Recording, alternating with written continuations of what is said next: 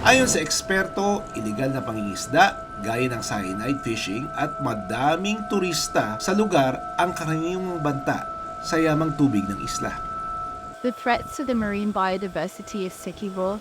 can include the more general ones like global warming, ocean acidification, but also coastal development and pollution, and the overfishing of more juvenile species of fish in the shallow waters,